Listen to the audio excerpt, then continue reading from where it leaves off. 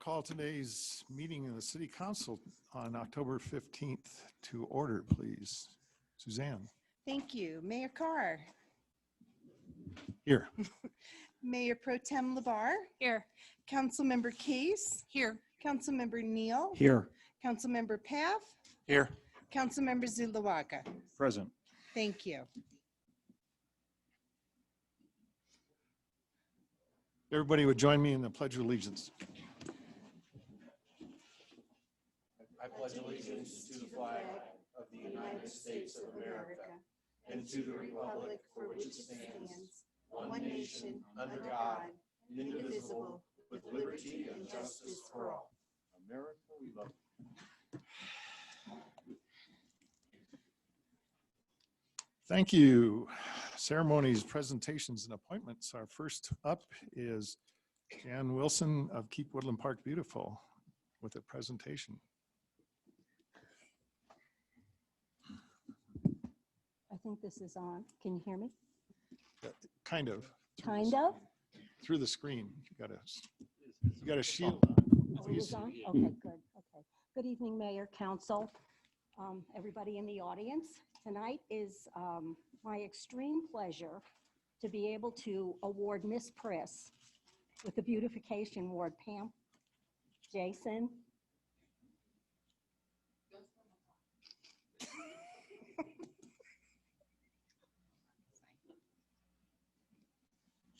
I don't know if any of you remember what the building looked like. Miss Priss is in Woodland Square. That's what it's called, right? It was bad. It was really bad. I remember there was a beam in the back of the building that was coming down. It wasn't all the way down, but if anybody walked under it and it came down, they'd have died because it was huge.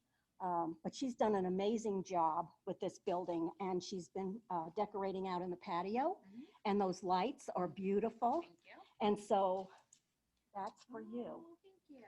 And we painted it the same color I see that. so that it would go with your decor. Thank you. So, Maybe I can snap a picture. oh, absolutely. Well, Jan, you probably should be in the middle. Right? You want Jan in the middle since she is.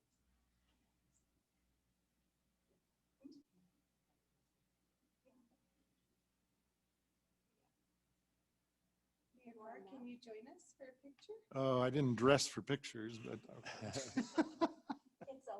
Neither We'll Jason, find you're where okay. you are. We'll take it from here up, okay? Jaden, they want you over here. Yeah, right.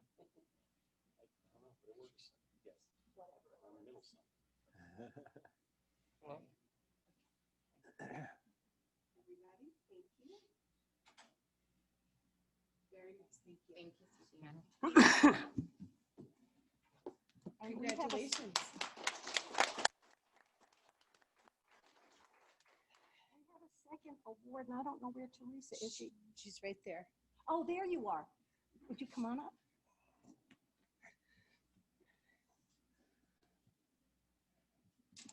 Hi, this is Teresa Diamond, and she is the executive director at Choices. I don't know if any of you remember that building before they moved in there, but I do, because the person that owned that building had a milk truck there that my husband wanted to buy. And he said, let's go over and take a look at this. So we're walking. Now for me, the grass was up to my hip. And all I kept thinking was, oh my goodness, there's probably a snake in here. I'm gonna get bit. This is filthy. Well, this building that you have acquired and what you've done to it is absolutely beautiful. When I went to see Teresa to tell her that we were giving her this award, she took us on a tour of the building. And the building is mortgage-free, isn't it? Yes, it is. Yes, and you have a lot of volunteers that come and help you with the gardening and stuff like that. Yes, we So do. that building, they bought it and there is no mortgage on that building. So this is my extreme pleasure to be able to hand that to you. Thank you, appreciate that. Get another photo. You have to come down again.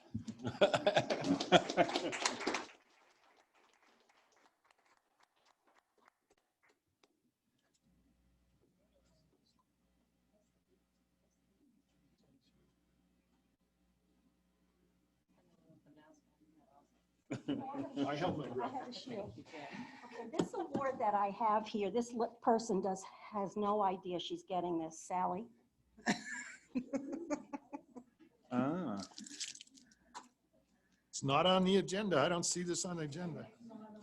It's because this was a surprise and she I'm would have known. kidding, Known I'm it. kidding. I have to tell you that it was last week, that was Creek Week, and Sally signed up to head this up. And so I had a meeting and I called, and I do have to say, Charlie, come up here. Charlie's one of our committee members. So I called him after the meeting to find out where they were so I could join them at the creek. We were picking up other people's garbage. And Charlie says, well, we're taking a break because Sally just got here and she brought a case of beer. Now, if you all know her the way I do, she never showed up with a case of beer. Anyway, I want you to know, this lady, I have heard that this lady plans on retiring next year. Next summer. Next year. This is a creek hopper right here. She can up those stones and get down those stones like any little kid does that. Anyway, while we were back there picking up garbage, Sally found this doll. And so here is Fountain Creek Fanny for you. Oh, gee. This is the doll. Here's our prize that we found. Oh, that's cute. I like that. She does have a little green scarf. Okay. And I don't know where that disappeared to, but as soon as I find it again, I'll get it to you. But she is washed, so she's sterile. Thank you. That's So- a great souvenir. And her some little kids can come and go. grabber work. It does work. Oh, it came off. But anyway, it does work. Nothing more exciting than You picking want to put a up lost and trash. found in the paper, right? Thank you very Thanks, much. Jan. You're welcome. Thank you. Thanks.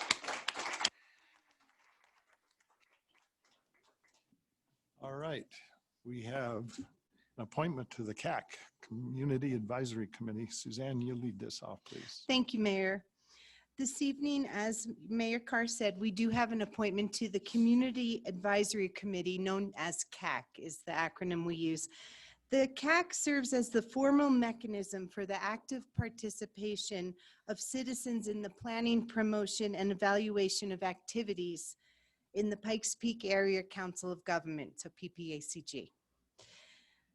The CAC is a non-technical body comprised of volunteers who offer a citizen's perspective on issues such as transportation, the environment, economic development, military growth planning, all in the Pikes Peak region. The CAC also ensures the responsiveness and accountability of the government, helps create better plans and activities, and generates support for regional cooperation. John DeVoe, which I believe everybody on council knows Mr. DeVoe, has been serving as the City of Woodland Park's PPACG CAC representative since July of 2017. The term for this position is up as of October 20. And PPCAG is looking for an appointment from council for their October 28th meeting. That's their next meeting, and they need a new appointment. Pursuant to council's policy, we advertised the position in the manner that council requires and received one application from John DeVoe. So John DeVoe is with us via Zoom this evening to interview and speak with the council, and he would like to be reappointed to this position. Thank you. Thank you. And the term is for? 2 years, sir. Thank you. I don't see him on my screen. Is he up there someplace? Jon? Yep, that's him. John.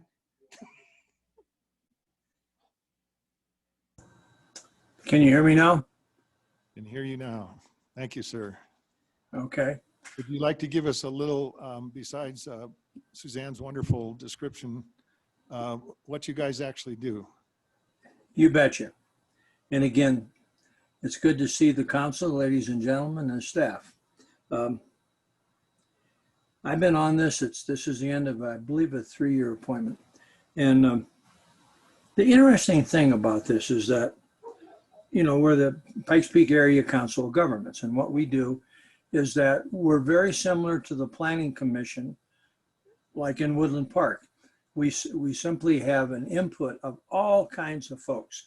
I mean, we have people from the cities that surround Colorado Springs. We have groups like League of Women Voters. We have engineers from Colorado Springs and CDOT. And what it allows us to do is to really be a part of all that's going on.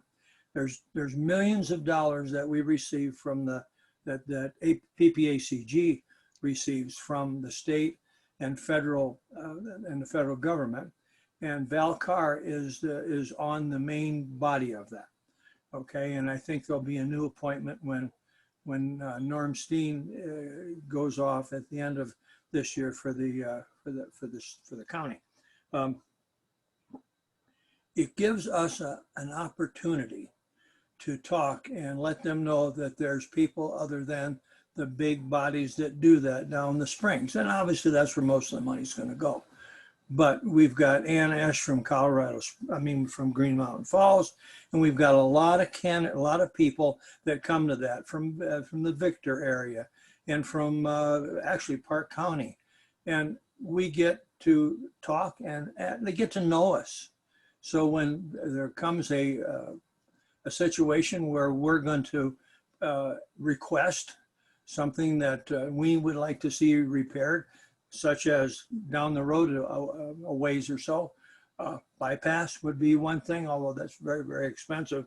And we'll need something like that to get it done, because it takes millions of dollars to do, hundreds of millions of dollars to do that.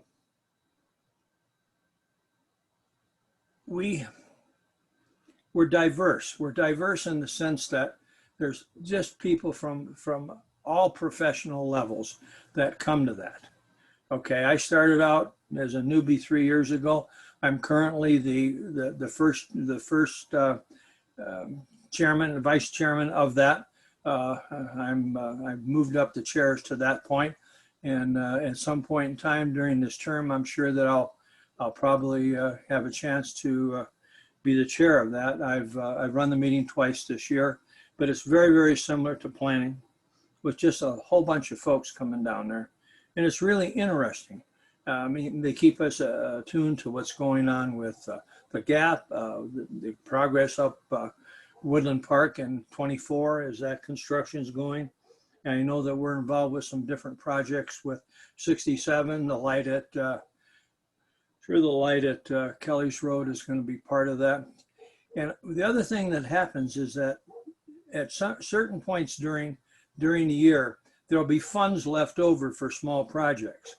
And as those projects are made available, if we have things that are, the old term shovel ready, but things that Sally and engineering and public works and that have available, if we're trying to get some things done, because in many cases, they actually go under budget rather than over, which is normally a surprise for doing that. But I would just like to continue on. I think it's at 3 o'clock on the fourth Wednesday, the last Wednesday of the month of every month down there, and I'm able to get away and go down and do that. And then I come back to Sally and report to her about the different things that are going on. And she also gets a final report of all the things that are taking place. They also have a area on aging that they do just a tremendous job of providing stuff with our seniors.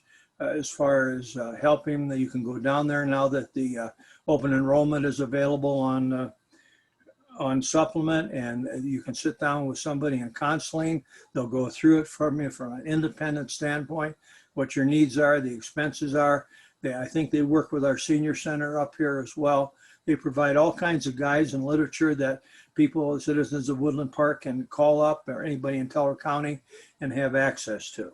So I think it serves a really good purpose, and I'm glad that we're part of that, and then Teller County is part of that. And that kind of concludes what we do down there. Thank you, John. We just had our budget meeting, PPACG, yesterday, and approved the divvying up of all the money. But as you say, at the end of the year, we have potential to do some things. I I will ask a couple questions, but I'll open it up to council if you have any first. I don't have any questions. Thank you. I don't have anything. Thank you, Mr. Mayor. Thank you. Go ahead. Mr. Zuluaga.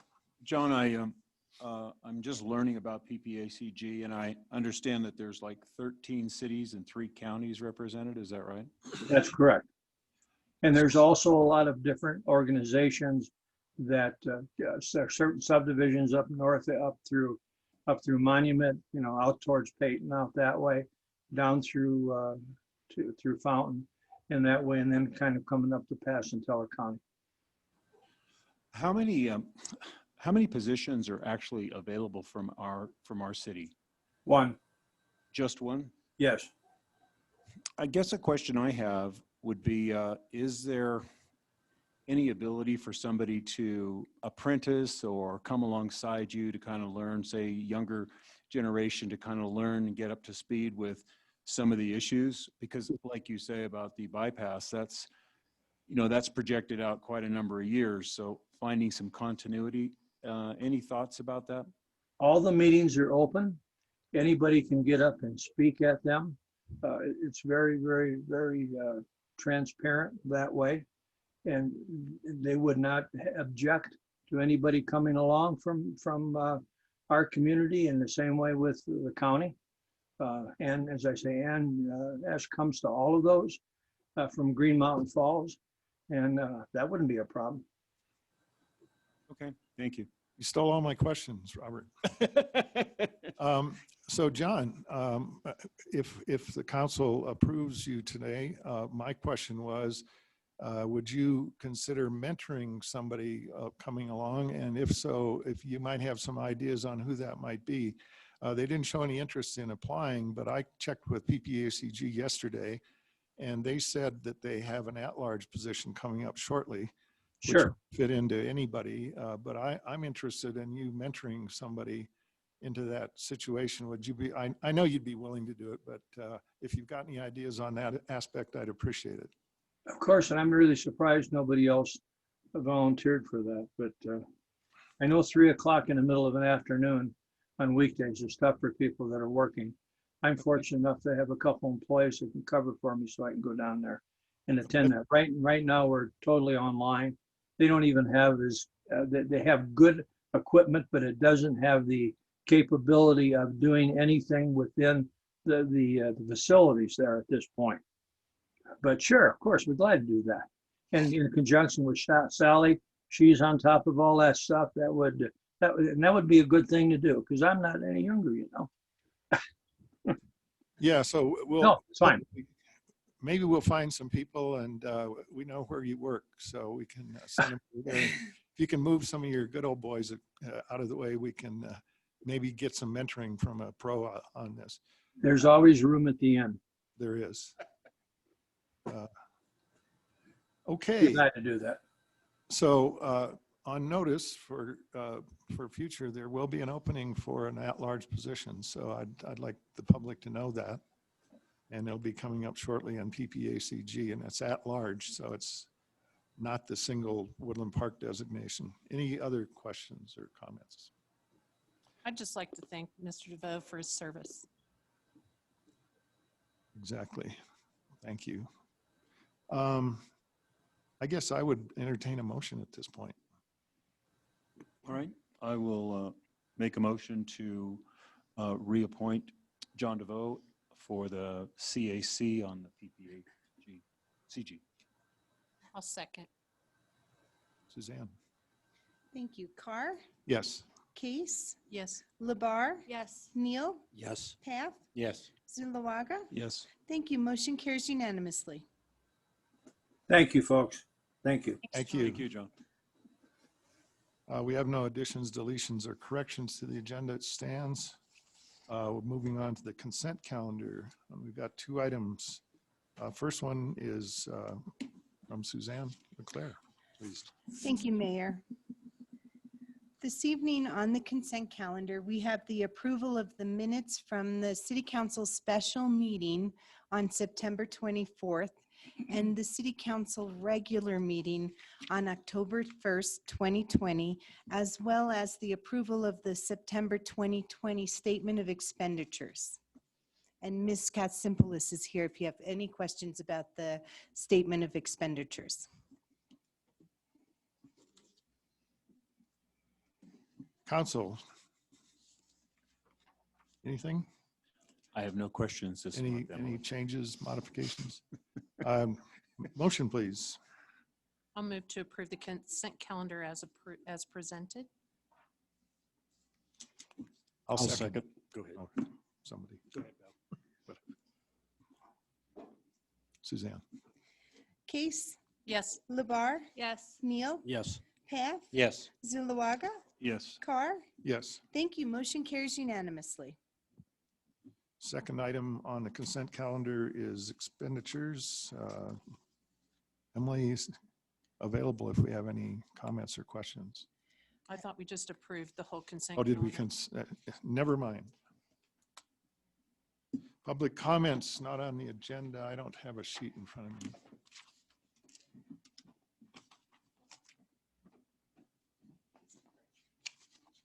Okay.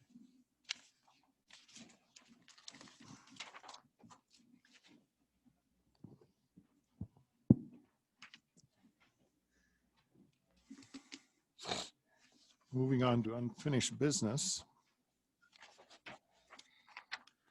Item A, presentation of the proposed budget and budget message for the 2021 budget for the City of Woodland Park.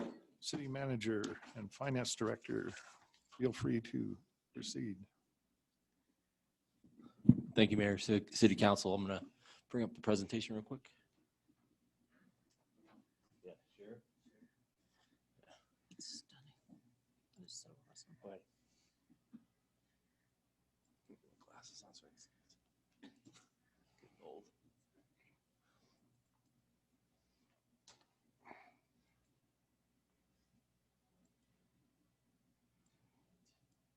Thanks.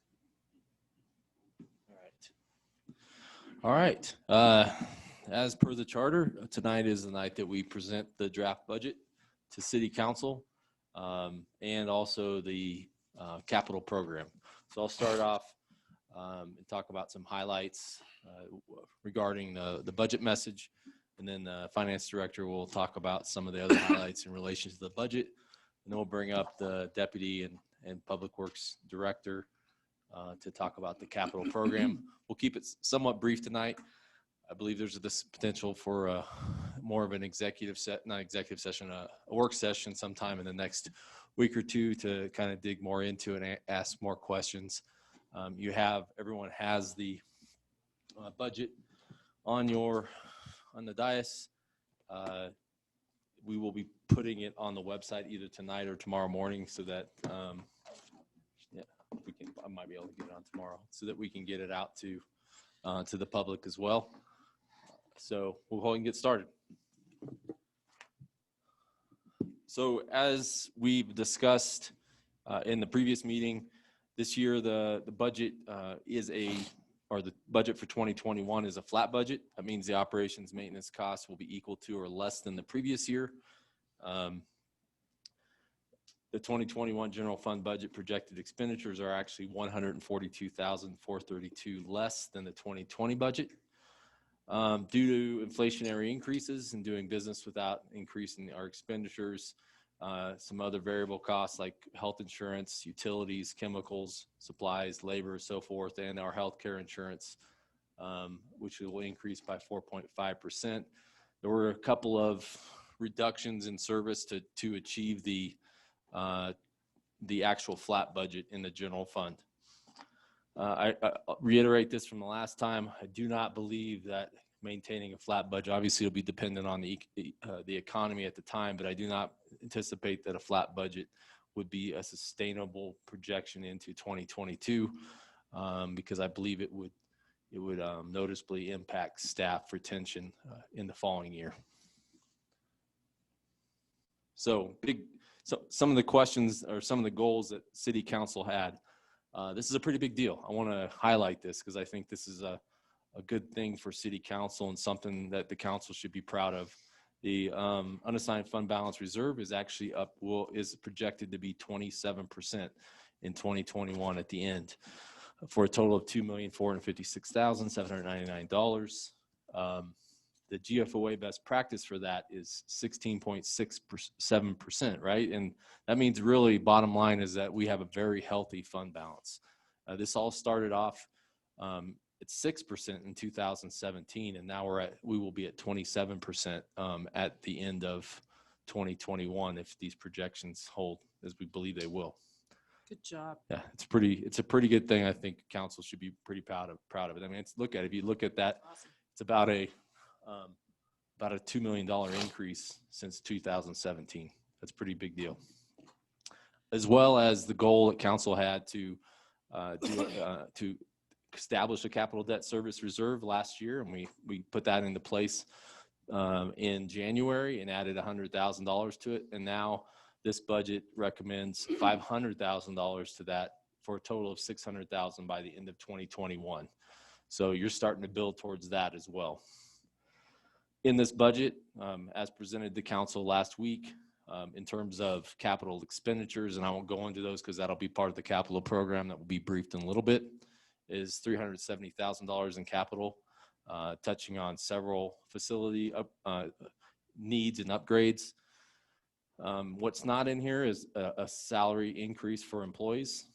Right now, the CPI shows that we're about a 2.1% cost of living increase right now, for right now in 2020.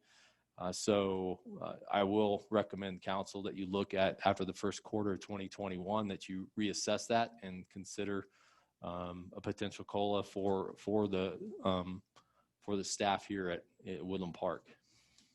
And that number right there just gives you kind of an increase, what that might mean for the general fund. And I will just touch on, we're looking across all the cities and municipalities and counties across the state. It's kind of split. There's some towns that are doing nothing. There's some towns that are actually doing increases this year. And we're actually not in an incredibly bad position considering some of the towns in Colorado. So just want to reiterate that, we're generally in the middle of the pack in terms of that recommendation. Okay, so one of the other things out of my city manager budget message was the business licensing fee reduction. The intent will be to bring an ordinance, I believe, Jason, next meeting, or for council to consider. As we discussed in the last meeting, we'll need an ordinance to implement this licensing fee reduction over a period of several years. It's currently at $50. The intent will be to drop it to $42.50 in 2021, which is a loss in revenue of about $15,000 to the city, and then down to $35 in 2022, which is a total about an annual revenue loss of about $30,000. I do want to reiterate, I think most of you all understand, even listening to Mr. DeVoe, that you still have a lingering or significant project that's looming, right? And that's related to the bypass, or what's called the reliever route. And I just put this in there as a recommendation that we should be careful in continuing to reduce revenues, because that's an annual decrease that doesn't come back, right? And that those dollars can be assessed or placed towards this future project, which I think the majority of our community is in support of. The first part of that project is a planning environmental linkage assessment, which we have a percentage to pay for. That's about $384,000. And after that, we'll have to do the devolution of Highway 24. And to get to that point, there's a lot of construction that would have to be done to bring that to a business 24, where we take out the potential medians, put parking on the sidewalks at a cost of about $10 million right now in terms of an assessment. So I just want to keep that in mind for future revenue reductions, because that's a pretty big obligation for the city to incur. So at this point, I'm going to hand it over to Emily. Thank you, Darren. Okay. That's probably easier to look at. Okay. So revenue projections for the year end for this year, we expect to be approximately 50,435 more than budgeted. And that's primarily due to the coronavirus relief funds, or the CVRF funds, coming through. And then year-end expenditures are expected to be 627,645 less than originally budgeted in our 2020 adopted budget. And that is primarily due to staff diligence, being conservative with our expenditures, and COVID-19 budget cuts, of course, and the closures related. So again, in 2021, as you'll see, for the general fund, the UFBR, unrestricted fund balance reserve, is projected to be 27%. And then the total is 4,143,865. And that's of course broken down into these components. So 665,000 is the remainder due for the DDA loan, Downtown Development Authority loan. And then 356,680 is for the emergencies for the TABOR requirement. And we base that on 3% of our annual revenues. And then 65,386 is vehicle supplies inventory, so non-spendable. And then again, that 600,000 is the total for the debt service, capital debt service reserve that we expect to have at the end of 2021.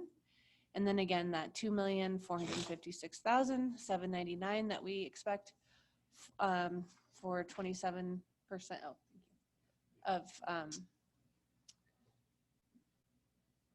our unrestricted fund balance reserve. And then for 2020, so the lodging tax, of course, has been affected with COVID-19, and the projection originally, we were expecting to have a really great year.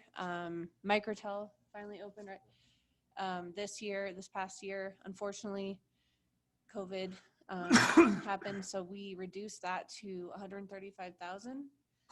And so overall, our revenues are expected for the 2020 budget to decline into 2021 from, we had it budgeted over 11 million, 11.8 million to 11.6 million. That's a 2% decrease for 2021, what we are expecting. And of course, COVID impacting a lot of things, highway user tax fund, which is a state forecast that we received, so reduce that by 162,000. Severance tax, again, another state forecast number that we received from them, expected to decline over 100,000. And sales tax, we do project that now at 1.5% increase, which equates to 64,000 in 2021, and that's 64,000 increase for the 2% general fund sales tax. And then lodging tax for 2021, hopefully we will do a bit better in 2021. So that was increased a modest amount from 135,000 to 165,000. And then for 2021, our general fund expenditures, again, Darren covered that it is a flat budget. So we're at 11.6 million or $142,432, which equates to 1.3% less than 2020. And I do want to note that one of the decreases, or one of the reasons that we have that decrease, is because the Culture and Recreation Fund transfer, we do expect and hope that to decrease in 2021. So the transfer from the general fund to the Culture and Recreation Fund, this year 585,000 to $465 and $35. Okay. I'll get the last one. So I wanted to touch on one thing. One of the things that's occurred this year, personnel and reorganization within the city. one of the things that we're doing is reorganized portions of the city, and as part of that, we and because of COVID, there was an opportunity. Actually, the teen center was actually closed already because of COVID restrictions, and as a result of that, we started looking at other ways to potentially operate the teen center in its current capacity, but maybe not as an extension of the city and its revenues and expenditures. And so one of the things we're working with closely is the Pikes Peak Region's Boys and Girls Club, and we're in close discussion with them to sponsor our local teen center. If you know how our teen center is operated, it's very much aligned with the model that the Boys and Girls Club already runs, but it's a nationally branded, nationally programmed facility for teens. And so we're in the process of working with them, and we anticipate next year that we'll be able to bring that on. As a result, though, we've reduced 0.68. We've actually reduced the number of personnel overall in the city. And what I anticipate is we will see a decrease in the total cost of personnel out of the 142,432 reduction from 2020 to 21. We will see a cost savings as a result of this reorganization out of those dollars. So that's a partial reason why you're also seeing that. So with that being said, I will ask for any questions, and if you don't have any questions, I'll move on to the capital program with our Public Works and Deputy Public Works Director. Do you have Thank any you. questions? Council, what we're going to do is an executive summary portion tonight, and then we'll do the page by page in a subsequent meeting. Originally scheduled for a week from now, but I understand there's some conflicts, so we'll figure out when we can do that so we can all be there. But the intent tonight is to look at these executive summaries and then go the nitty-gritty details. I'd welcome anybody on council that has questions to direct them to Emily or Darren, the finance director or the city manager, or anybody else related. Sorry. Anyway, in advance of that, because a lot of questions can be answered in advance, and then we can bring them up in public as you find those answers. But tonight it's just an executive summary session, and we're going to do page by page at a different time. Council, further questions on this particular item? No, pick it up. Seeing none, I've got a impact. I'm going to let you speak about both of them. Is that okay, Mr. Buttery? Okay. I'm going to let the CIP come through and then have you up here. Suzanne has a really cool timer now, so we can do all that. If you would go ahead and proceed with the. Yeah, real quick, I'll then do an orientation with your books. So because the first portion in your books is the actual budget itself, the draft budget. If you go towards the back, you'll see the capital programs in the back. If you want to turn to Starts on page 70. Page 70, thanks. And I will tell you at the end of the night, I'm going to talk to you about the mill levy certification. That is actually your last 3 pages in your book. So you can see that right now. But we'll talk about that at the end of the night. So you have all that in your book tonight. All right. I'm going to bring up Robin Brown and Kip Wiley. Or just Robin Brown, maybe. Okay, sound good. Somebody. 1 second. Kip, 1 second. Let me share the right document.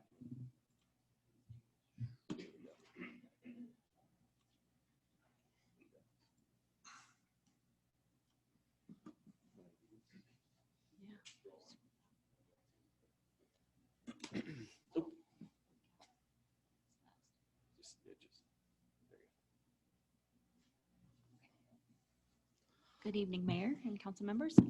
I am here to give you just a quick summary of the proposed capital program. Overall, the planned capital investment for 2021 is approximately $6.72 million. This begins on page 70 in your budget document.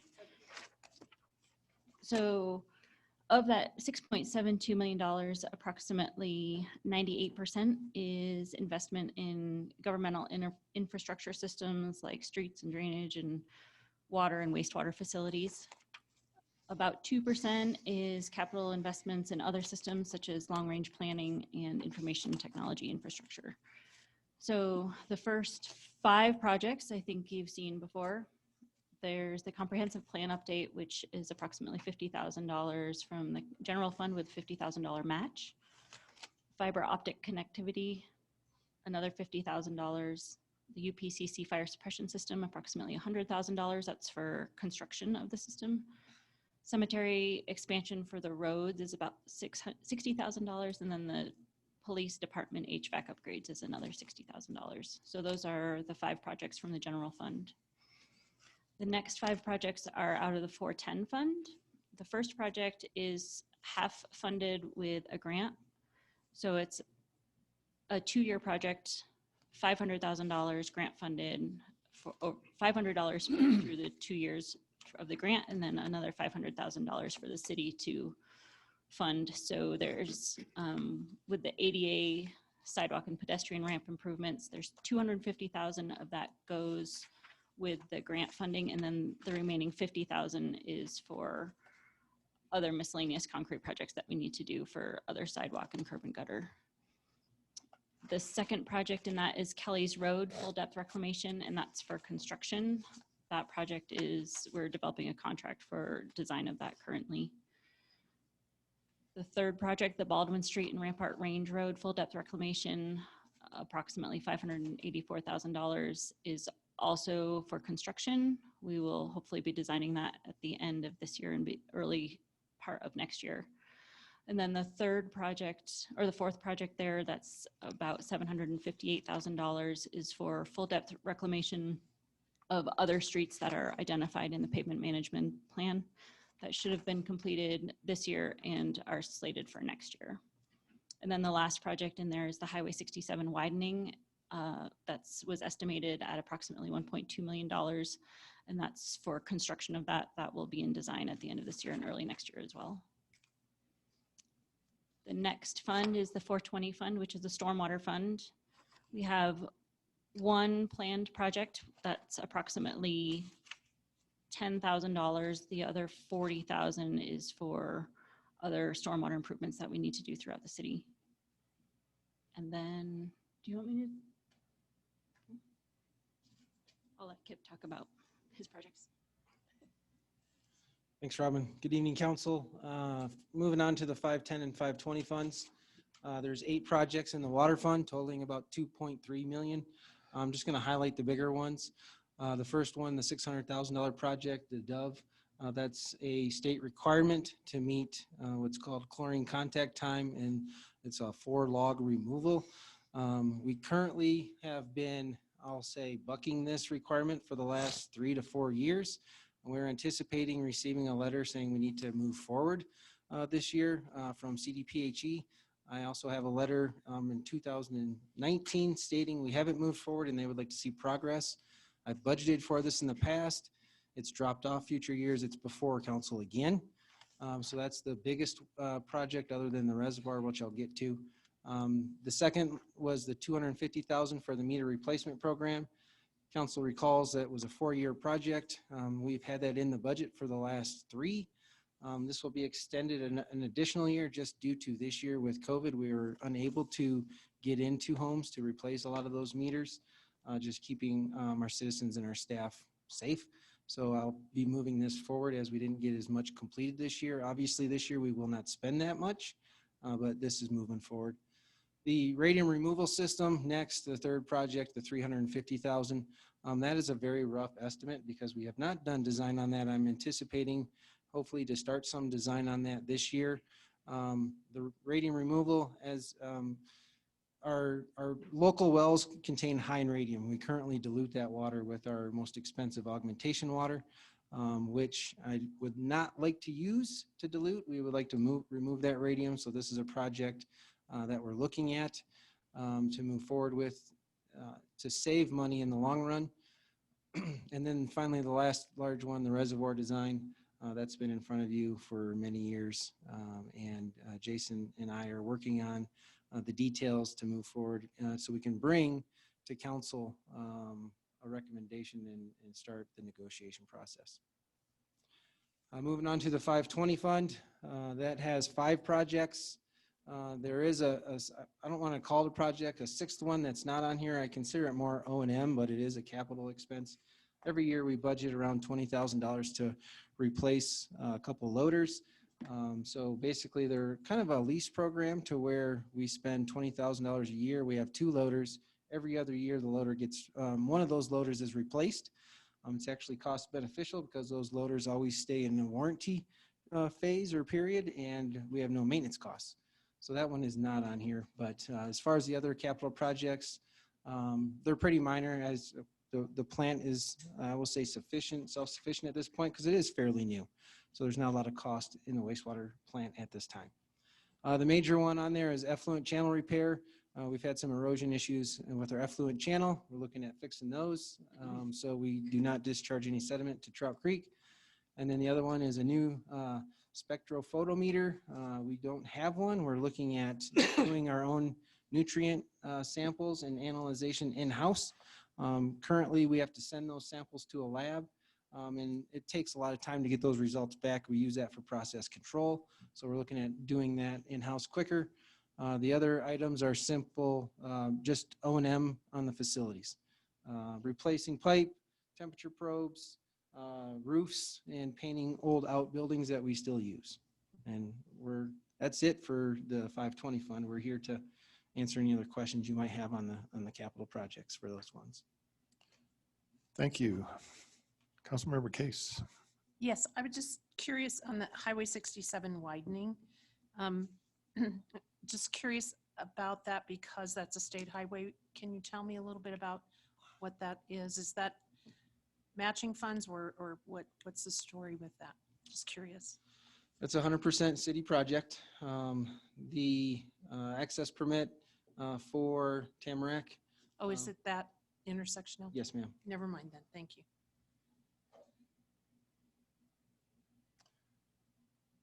Council, any other questions? On the same topic. Councilmember Zuluaga, you're recognized.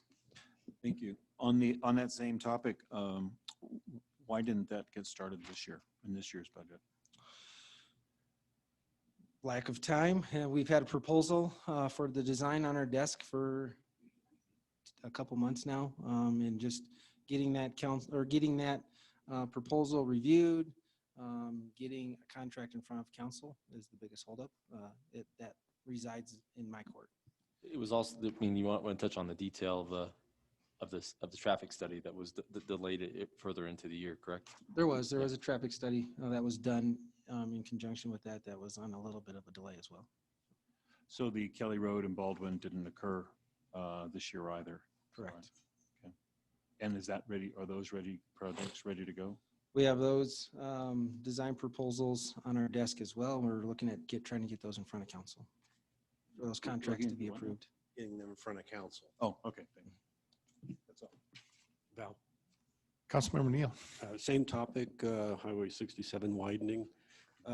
Does this widening satisfy or mitigate some of the concerns that former Councilmember Paul Saunier had been talking about, the safety concerns it was one of his pet concerns on many council meetings. Is this money going to help resolve some of his concerns?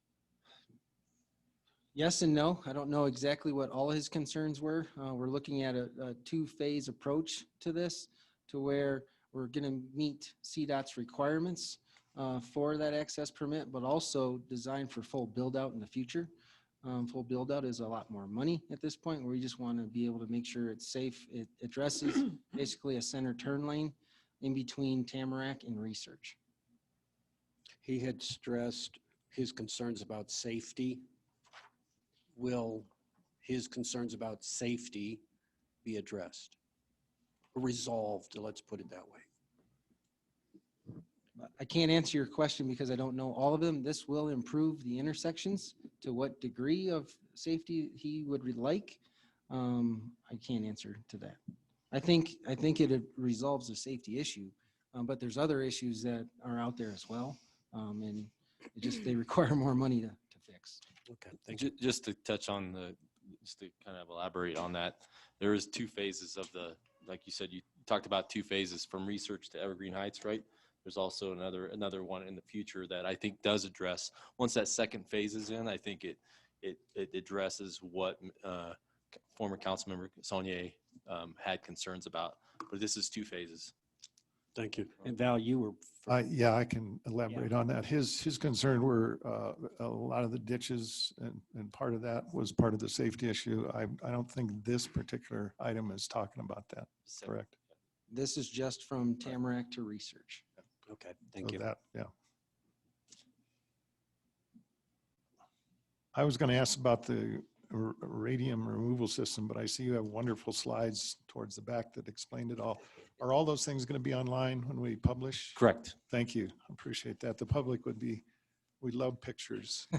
Ms. Ray, I just have to comment that I'm really impressed with the presentation of this capital I think it's great. The pictures, all the explanation, the timelines, all of that.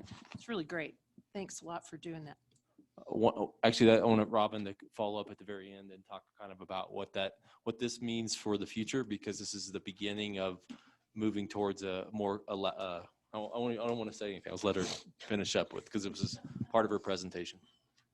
So I'm gonna, I'll relay your thanks to my intern, Christian, who developed this template, and he's fantastic. But so this is kind of the first step in developing a citywide capital improvement plan that will address planned capital improvements for the next 5 years. So our goal is to develop the inaugural capital improvement plan next year for next year's budget season. And you'll be able to see, it won't just be projects for this coming year, it'll be projects that are proposed for the next 5 years. And it'll be a rolling 5-year. Thank you. Yes, I saw this earlier today and was thrilled that we're going down this path. As Councilmember Kay said, it's wonderful to see this presentation for people like me with pictures. That really helps. Council, any more questions on that? You guys are at the end of your presentation. Thank you.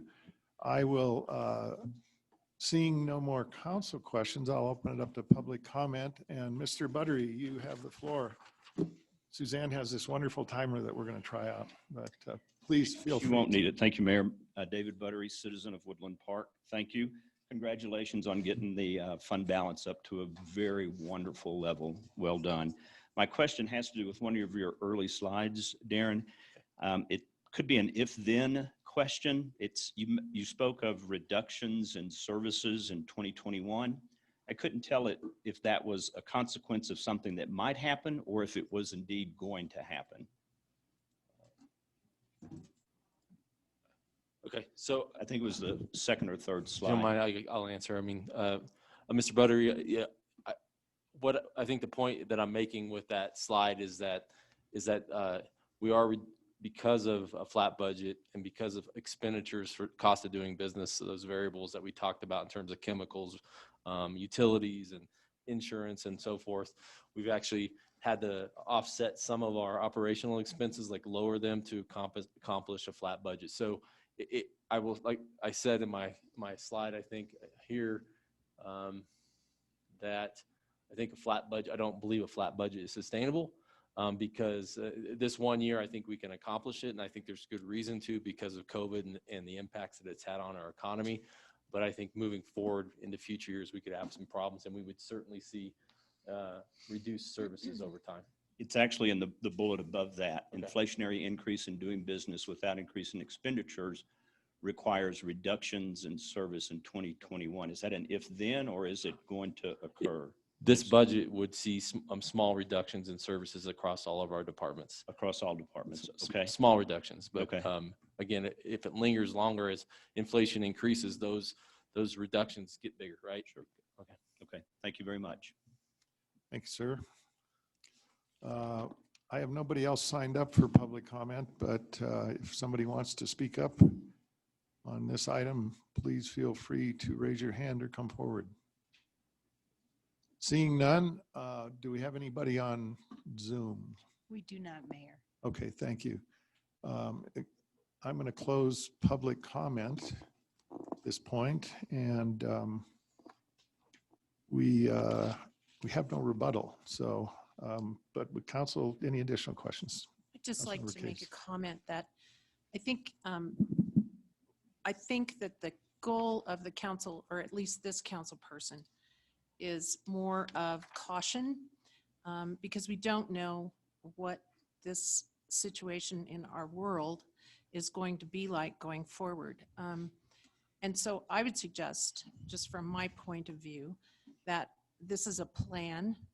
The budget is always a plan. It's the best information we have right now. And as we engage in the coming year, we may see some changes that hopefully will be for the better, and that we might see things improve and we get back to a little bit more sense of normalcy. And with that, I would hope that this council would work together to amend this as we move forward, because we're able to put quite a bit of money away for our unassigned fund balance, unrestricted, in addition to putting away a significant amount of cash towards our goal of debt reduction when those bonds are callable in 2025.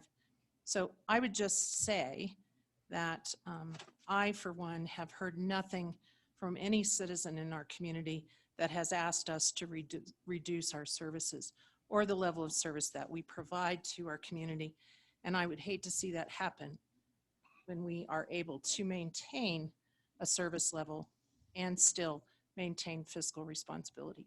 So I would just ask that from my fellow council members, that we monitor this and we adjust as we can and as things look promising, as I hope they will be. Thank you, Mr. Mayor. Councilmember Paff. Yes, I appreciate the former city manager's desire as a citizen to keep in mind what's going on, to pay attention to it. That is the duty of every citizen, I think. And it would be nice to see greater participation in that regard. I agree with Councilmember Case about our desire to move forward so that we can work towards greater debt reduction. But I just want to say, I find the former city manager's comments that he's been regularly making here somewhat condescending, pedantic, and unnecessary. Much of what we're trying to do here, and again, as a citizen, we appreciate his communication, but a lot of what we're challenged to do in this budget season, in part, is due to poor decisions that were made during his administration. And I have to compliment the current city manager on working very hard to try to fix some of those problems. But, you know, we find ourselves in a great challenge. Mr. Mayor, is that appropriate? And I cannot in any way find the former city manager who is interrupting my discussion right now. And I can't believe you're allowing him to speak. Can we get a sheriff in here? When I had said nothing this evening that was contentious. I will remind council that we are not in the mode to attack anybody, as some citizens have attacked us. We have to take that, but we were reminded to hold our powder at this point. Well, since there was no direct attack by me, and since the former city manager finds it necessary to make it an attack, I have stated facts and I've stated the situation as I see it. If he doesn't like that, that's fine. He already uses public Mr. Mayor, I'm means going to continue with to the make point of those order. comments. Jim, So I will go ahead. finish what I've been saying right now. It's inappropriate. Mr. I Mayor, will he is a finish what I was citizen. saying because I have spoken on the facts. If you He want to asked make you a big question. deal about He it, didn't attack that's you. fine. I'll make as much of a big deal back. Mr. Mayor, I This is- also make a point of order. He is attacking a citizen of our community. That is absolutely inappropriate for that point of order to be made because no attack was made. That I'm is your talking opinion. about Use the may have. situation that we're in.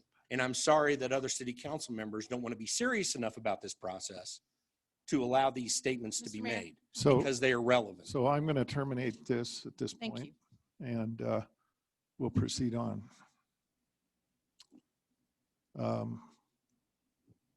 Any other factual comments?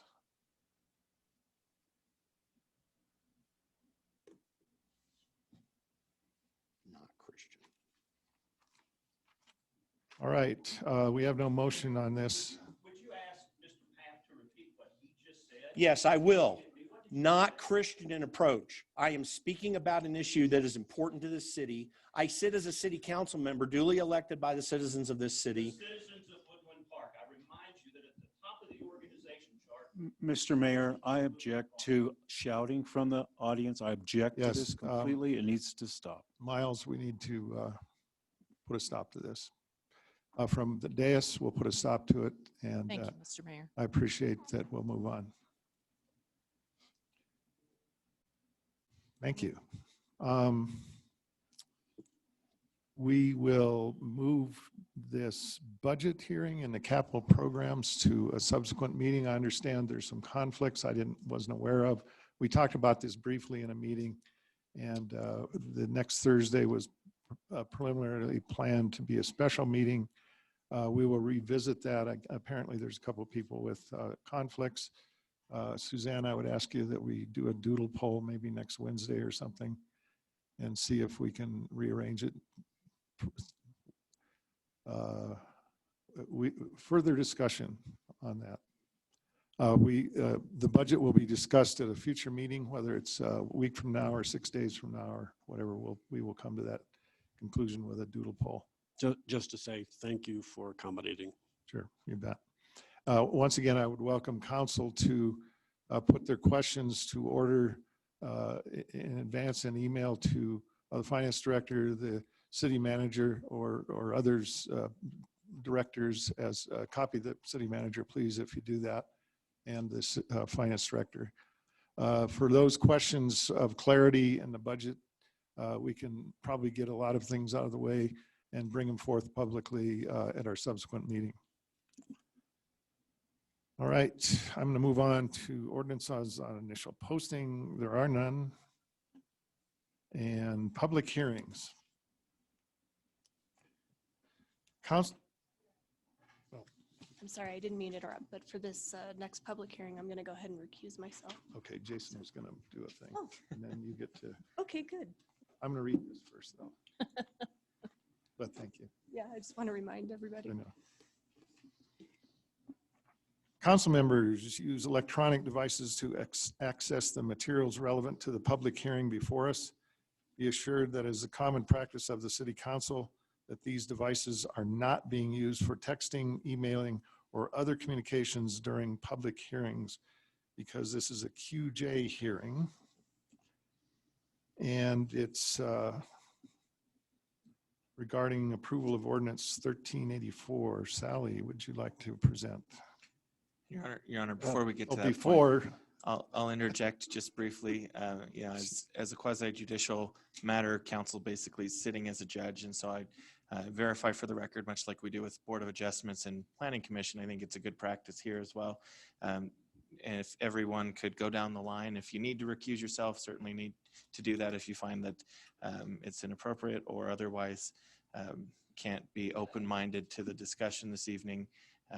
If we could just affirmatively say on the record, I don't know, Suze, if you go down the list and just verify that, yes, you can be impartial, or whether or not you need to recuse yourself and go from there. I have no issues as far as I know. I'll start with Mayor Carr. No issues. No issues. Mayor Pro Tem Labar. Simply because of my last name, I'm going to recuse myself. Thank you. Okay, thank you. Councilmember Case. I have no issues. Thank you. Thank you. Councilmember Neal. I have no issues, but I have a point of information. I have a question that I would like answered prior to getting into the actual Would this be directed at the city attorney? No, it is actually a question for Mr. Pete Labar based on our history. I want to have an affirmative nod that he is comfortable with me sitting here casting a vote on an ordinance. We did battle at the Board of Adjustments. Thank you, sir. I feel I can be impartial completely. Thank you, sir. Thank you. Councilmember Path. No issues. Councilmember Zulawaga. Well, what sort of issues? Personal issues or? No conflict of interest No, issues. I have no conflict of issues. Thank you. Sally. Thank you, Mr. Mayor. My name is Sally Riley. I'm the Planning Director for the City of Woodland Park. And before you this evening is ordinance number 1384. This is to extend the deadline for completing the existing parking lot repairs at the U-Haul facility. The extension is requested by Mr. Pete Labar for Lot 1, Aspen Acres. It's located at 18251 East Highway 24. And the extension is to June 30th, 2021. Next slide, please.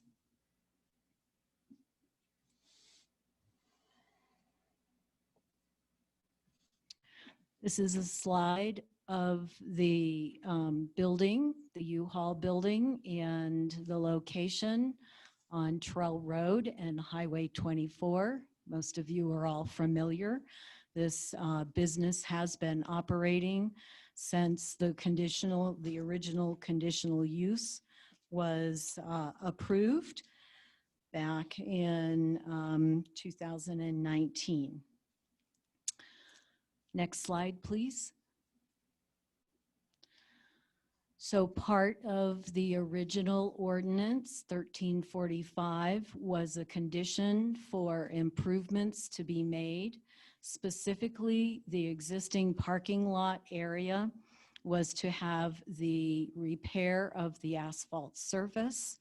So broken edges and potholes, restriping the parking spaces, adding handicap parking signage, as well as the striping, and then eliminating spaces 1 and 2, which are not viable. Next slide, please. So here's an aerial of the existing site, actually that was taken a few years ago, in which it was in pretty bad shape. Mr. Labar has done quite a bit of improvements to the entire location since 3 years ago. However, you can see on the right, this is an example of the potholes and the deterioration of the existing asphalt. We do have in our zoning regulations that business owners are required to maintain their parking lots in a safe manner. Next slide, please.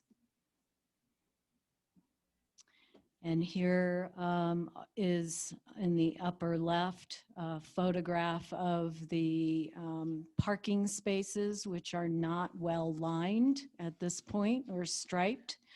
And then the right-hand slide shows you how alligatored the parking lot is and developing potholes. This is also the approximate location where the boring equipment will be placed in order to extend a water line under the highway. The main water line is just beyond the stop sign that goes along the east side of the highway, and the woodland storage facility is required to loop that water line across the highway or under the highway to serve the new facility that will be constructed on the Saddle Club site. So the condition was to delay the repairs in order for this boring to take place. That unfortunately has not happened. At the end of last year, I met with Mr. Labar. We agreed that he could have another 6 months, hoping that he would be able to finish this. Unfortunately, that didn't occur. So I required him to come to council and request the extension in a formal manner. Next slide. So staff is recommending approval of ordinance 1384, extending the deadline to June 30th, 2021. However, if the repairs are not done, then for the original ordinance, then the conditional use permit shall be null and void after June 30th, 2021. Mr. Labar is here this evening and happy to answer any questions that you may have. Would the applicant like to make any comments this time?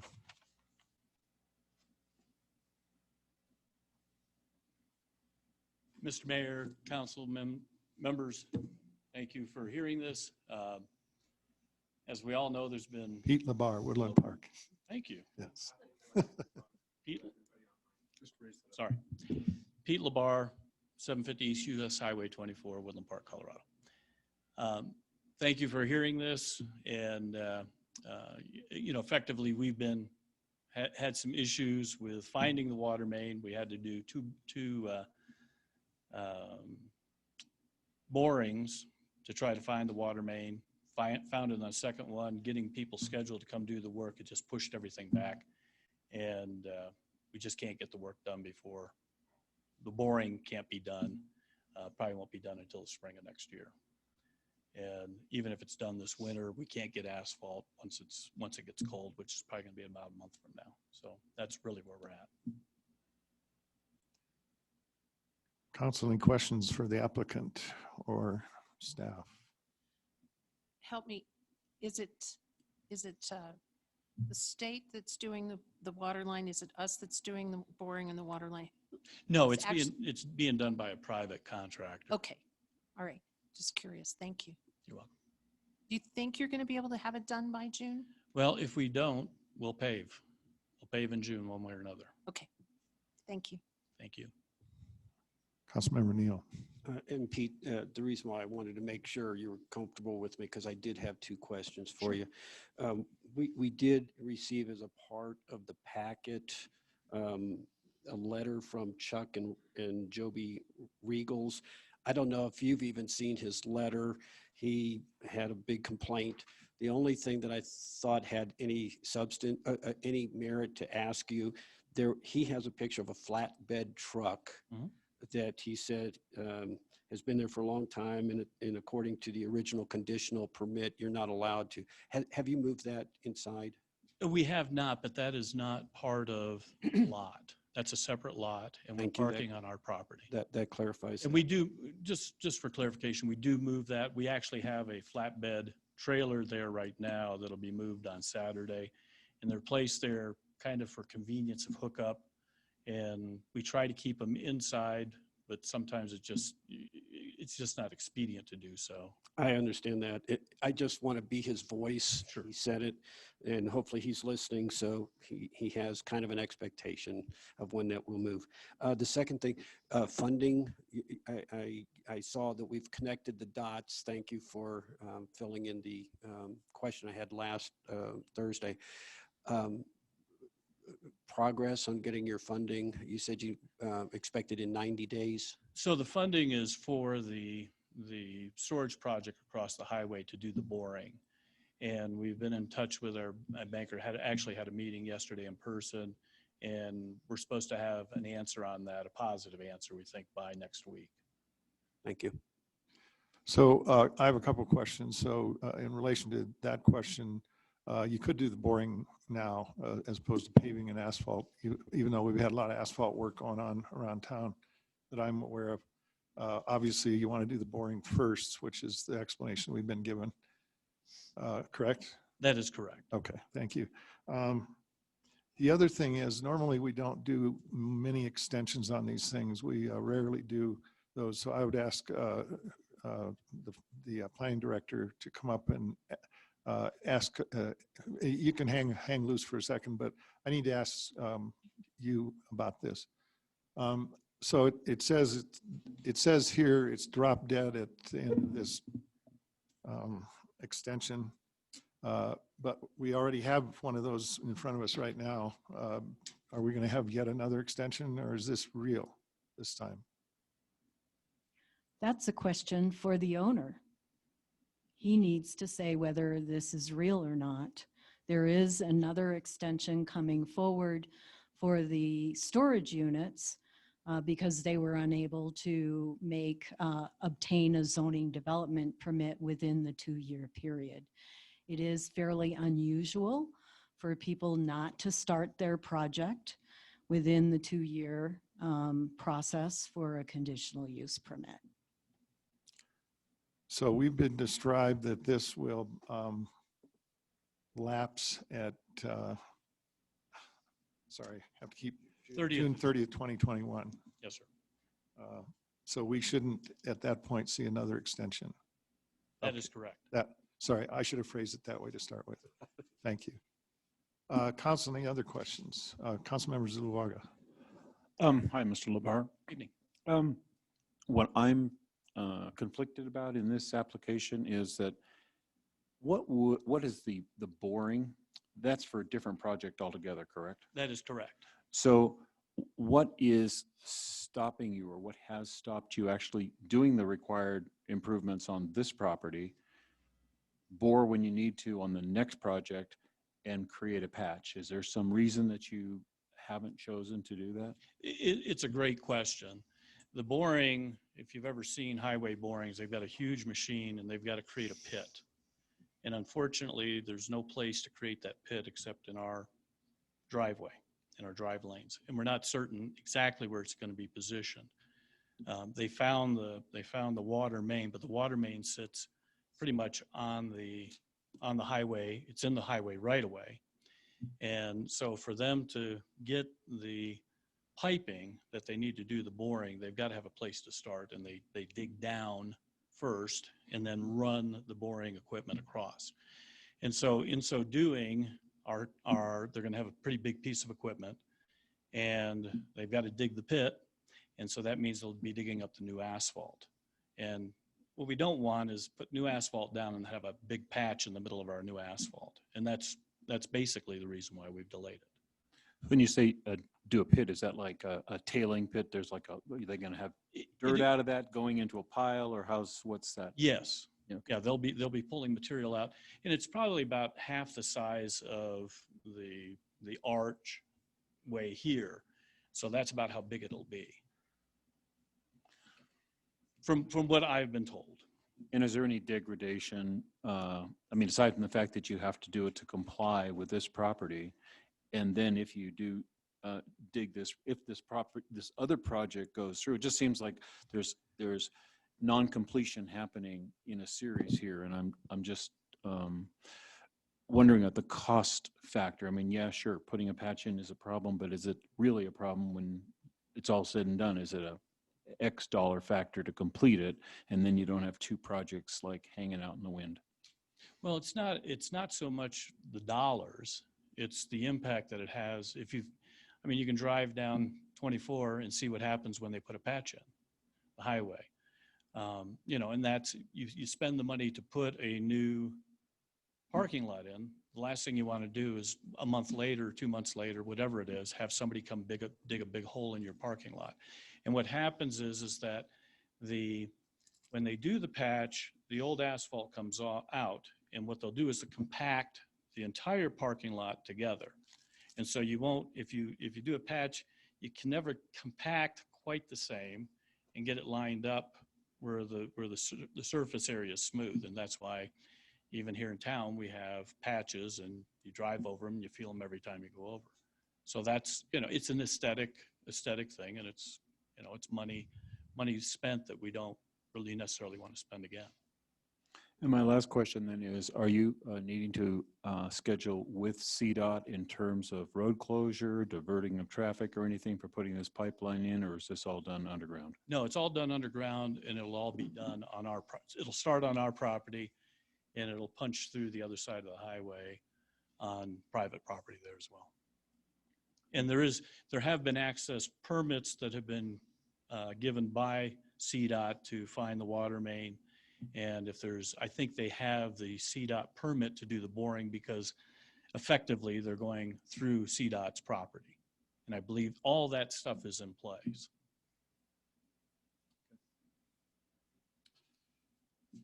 Thank you. I understand Councilmember Behalf, I'm sorry. It's interesting having discussions like this, and I'm going to maybe preach a little bit on your behalf, Mr. Labar. It's interesting having discussions like this. As a practical matter, if you're going under a major road, obviously coordination and these sorts of things are imminently necessary. I find it interesting, though, when you have these various codes and or restrictions, excuse me, to that come into play because of zoning regulations and stuff. I find it really interesting that a local businessman has to explain what he or she is doing in detailed terms, with most of which decisions are easily made on their own without explanation to a government body. So I find that annoying, not of this council, but just as a general practical matter. So as far as I'm concerned, proceed and get the freaking thing done when you can. Thank you. So. Any other council questions? Seeing none, thank you. Thank you, Mayor. Thank you, Council. I shall open it up to public comment. Nobody signed up, but I would be willing to recognize the city manager, I guess. We do have one question, Mayor Oh, Clark. I'm not on the host, so I can't see Okay. that. Yell at. It's on Zoom. Oh, I'm sorry, Darren. No, go ahead.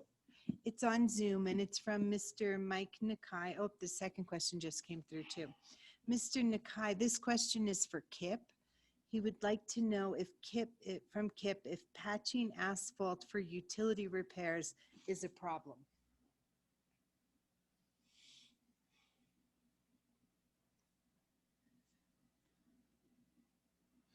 If done properly, no. Thank you, Kip.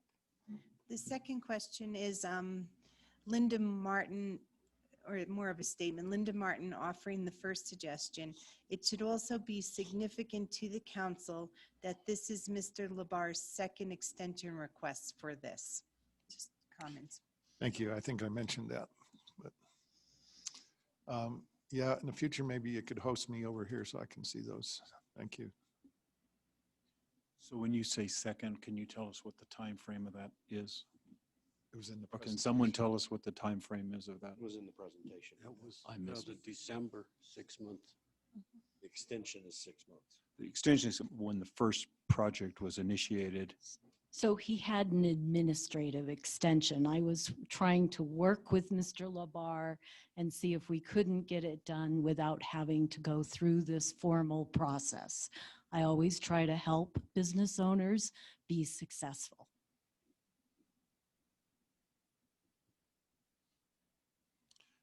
Thank you. I now have access to those, which is cool. Oh, I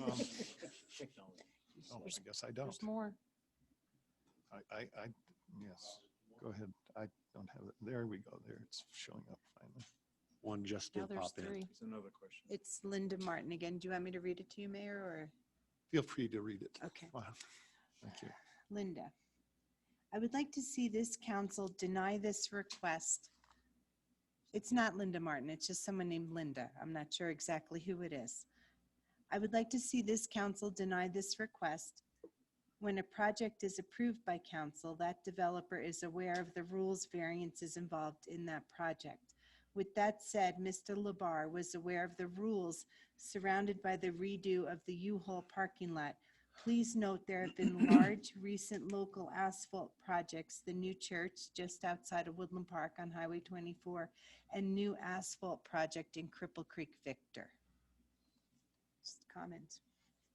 Thank you. Seeing no further comments from the audience or on Zoom, I will close the public comment section. Rebuttal from the applicant, if you would. Thank you, sir. Final questions from the council or discussions directed? None?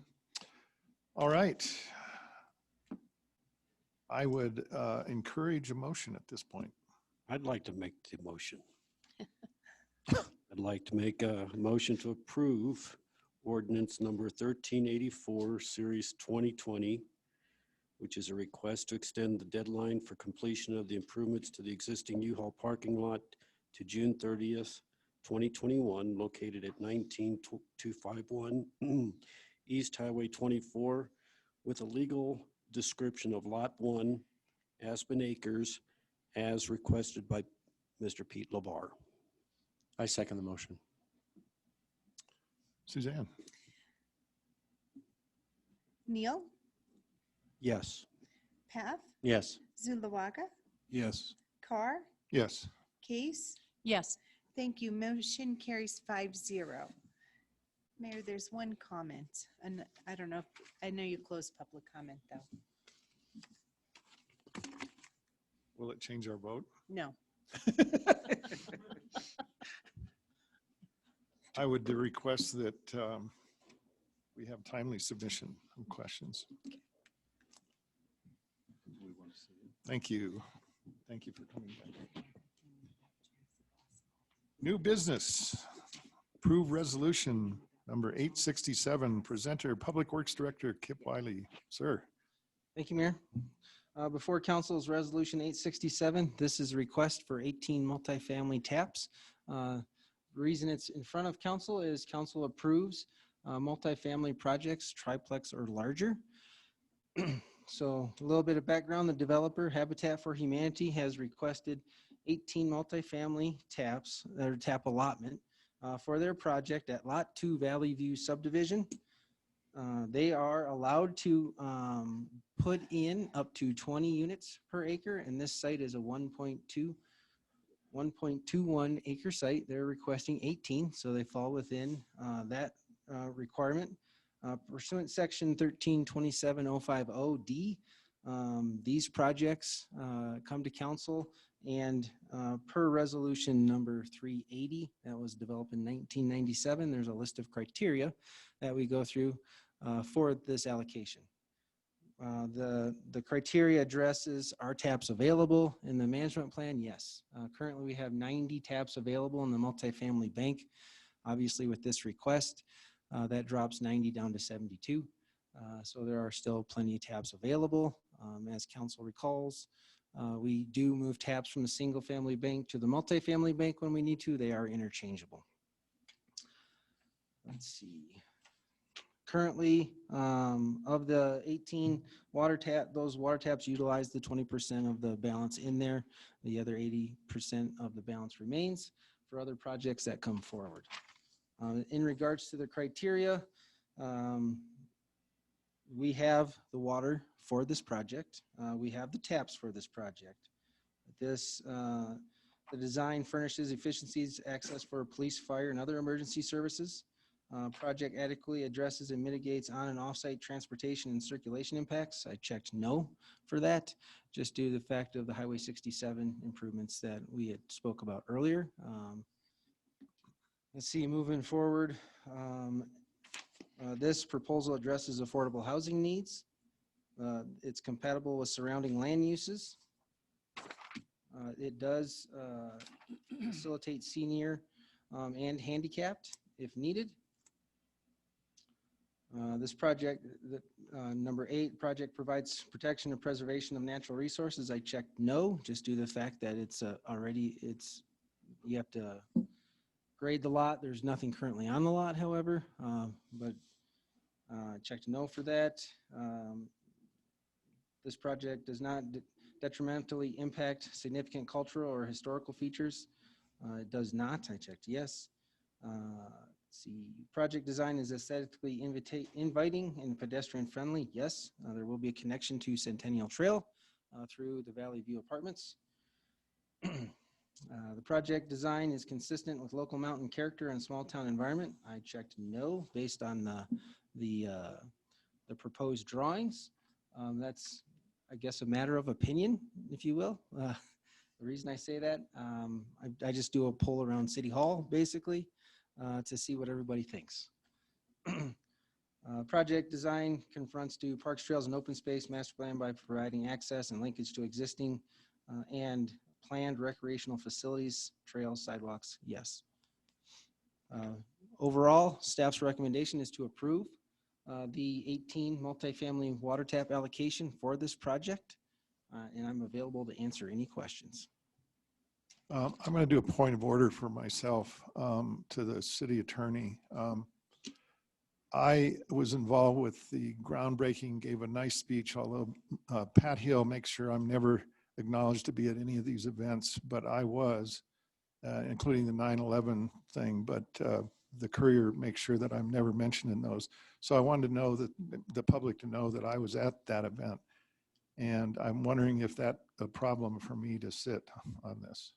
This isn't a quasi judicial issue, so you're okay. I just wanted to make sure. Thank you. I was there. It's a great project. Sorry, did I comment? Did I say that out loud? So we have an applicant here, I see. If you would like to come up, I'm sorry, Kip, you're done with your presentation? Yes, sir. Thank you. Staff presentation, he'll stand by for questions. Keith, if you'd like to introduce yourself and tell us approximately what area of the country you live in. I'm Keith Meyer, I'm Executive Director of Habitat for Humanity. I'm at 1230 Kings Crown Road. Been here since about 30 years now. So yeah, we have a 18-unit townhome project. It's a unique project for Habitat. We're actually building an entire neighborhood versus a single house. So I think the renderings were in the packet or something, but I'll answer any questions you have. Thank you. I have some, but I'll wait to hear from the rest of council. Any questions, council? I have some that they're for Kip. Councilmember Zulawaga. I have some, but they're for Kip. Yeah, either one. Okay, good. So my first one was that you're stretching my memory to remember the difference between the multifamily and single family taps. I understand they're interchangeable. Is there a different price tag on each one? If it's a multifamily apartment complex, yes. If it's just a multifamily project, but it's single family homes, no. So then that's what this is. Multifamily project with single family homes. Correct. Okay. And the reason for the distinction is our tap management plan only allows a developer to purchase 2 single-family taps per month. For these multifamily projects, townhomes, condominiums, those type of things, they put them all in quicker than 2 a month. So it allows council to look at the project and allocate the taps for that project. Okay. And my second question for you is, it's just, I'm sure it's a typo, but I don't know whether the data is a typo. On the paragraph above the multifamily criteria for tap allocation, it says staff response as to whether the Village at Tamarack project meets and does not meet this each criteria. I don't have that on my copy, so I don't know how you got that. That's what we got. Okay, that is a typo. So, so my second question is the data in here also from the Tamarack project, or is this data unique to this project? The data in the staff's position portion. Yeah, page 39 in the package. Resolution number 380 was adopted on August 7th, 1997 to establish criteria with which to evaluate multifamily tap allocations. Listed below are the 12 criteria, and the staff response as to whether the Village at Tamarack project meets or does not meet each criterion.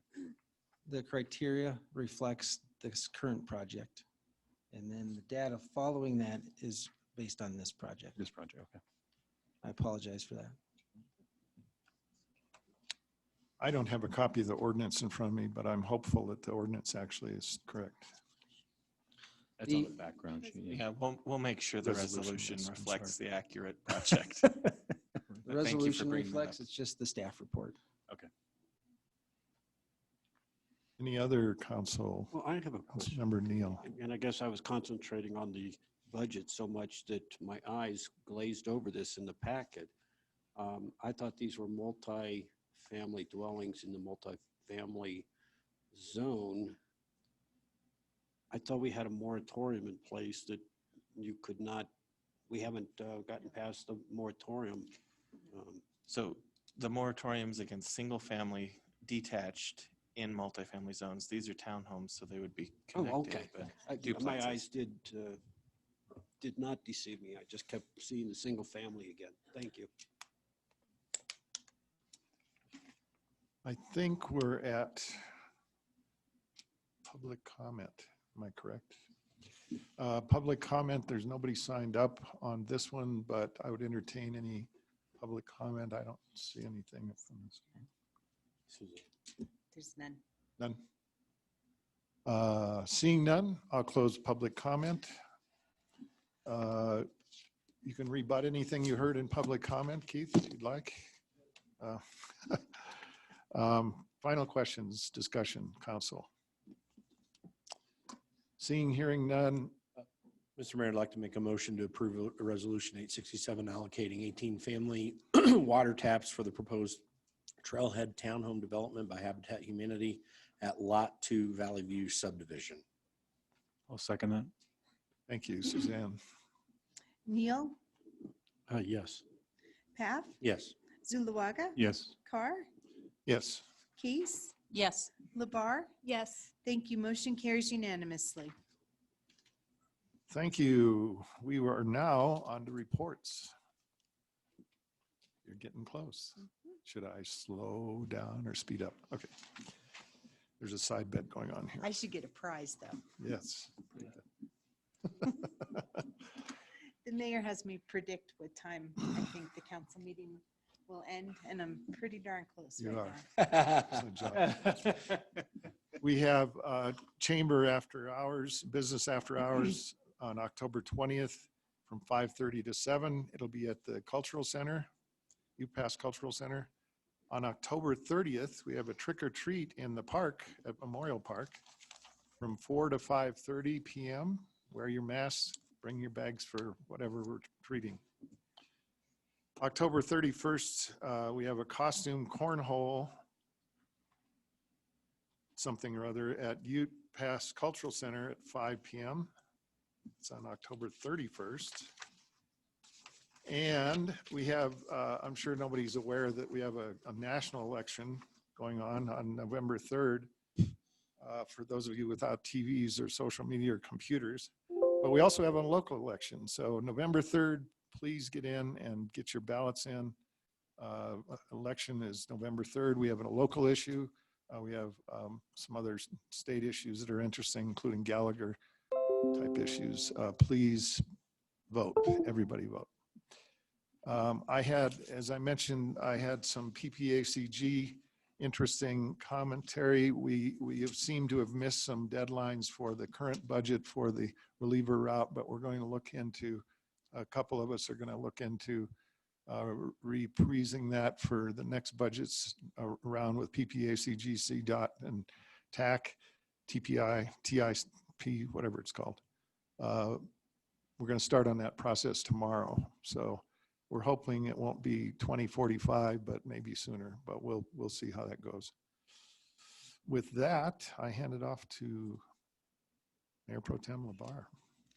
I don't have anything for this evening. Thank you. Thank you. Councilmember Case. Yeah, I just wanted, since Cindy's here, just to expound on, we had a Park and Rec Advisory Board meeting the other night. Had some really great conversations and great outcomes with all the hard work they're doing in Parks and Rec. But at the Halloween trick or treat, October 30th, Cindy, do we still have 9 unclaimed spots for folks to come and hand out candy? Yes. Okay, there were 25 spots for businesses or organizations to come dress up, decorate their tent if they bring a tent or something, and hand out candy to the participants. We have 9 unclaimed spots, so if someone would like to participate and have fun, reach out to Park and Recreation on that. So I just wanted to expand on that for the benefit of the Parks and Rec group. And then just a reminder, November 2nd is the Park and Rec Department's Black Monday, where reservations will be accepted for the banner sites and the marquees for events for next year, because we have our fingers crossed that there will be events next year. So be sure and put that on your calendar, all of you nonprofits that do wonderful events in our community. That's all, Mr. Mayor. Thank you. Thank you. Councilmember Neal. Yes, I do have one report for the October 5th, 2020 Keep Woodland Park Beautiful meeting. The Keep Woodland Park Beautiful Committee did sponsor the city cleanup that was conducted on September 26th. We had 21 volunteers, cleaned up 5.5 miles and collected approximately 120 pounds in trash. Wow. We also had 5 volunteers clean up 1/2 mile during the October 2nd Creek Week cleanup. The Keep Woodland Park Beautiful has been busy. I don't recall the date, but they did some painting on some sheds, actually back behind our building to help beautify the area.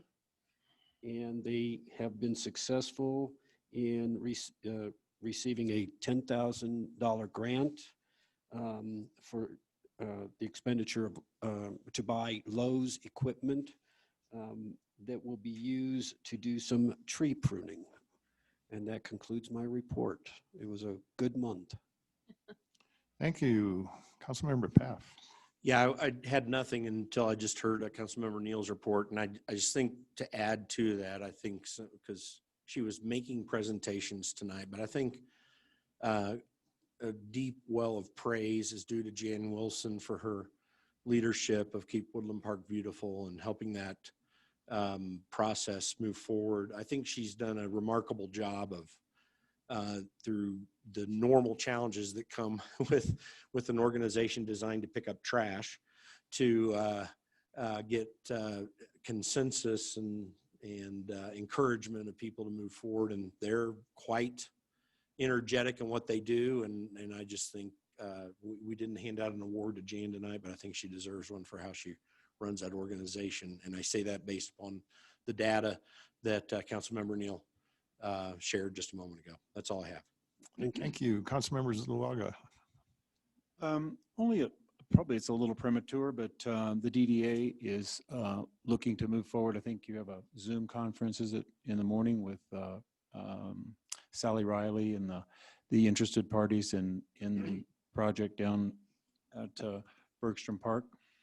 Is that accurate to say? Oh, it's rescheduled. Okay. So suffice to say that negotiations are moving forward. They are interested, and they're looking at now what's needed in terms of rezoning and the other steps. So we are hopeful that in the future we'll see some positive steps in that regard. And that concludes. Thank you. City Attorney. Nothing further to add. I'll keep my jokes to myself this evening. Oh, darn. Okay. Shucks. That's the don't tread on me report. All right. City Manager. I'm going to defer my first portion of my report to Emily for the sales tax report. Thank you, Darren. Good evening, Mayor and Council. So included in your packet is the tax revenue update for August sales collected in September. And we did see a 7.8% decrease for August. Sometimes we see these dips. I'm not really sure exactly what it was for.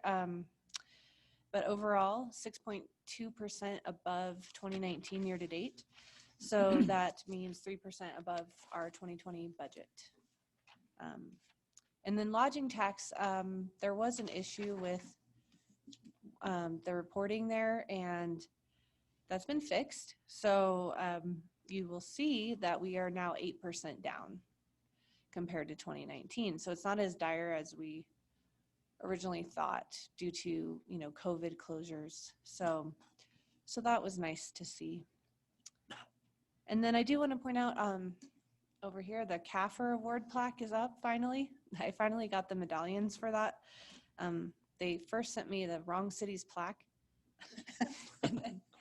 and then they didn't have our medallions on it. So it does recognize the years 2012 through 2018, but 2018 was the 26th year that the city received the prestigious CAFR award.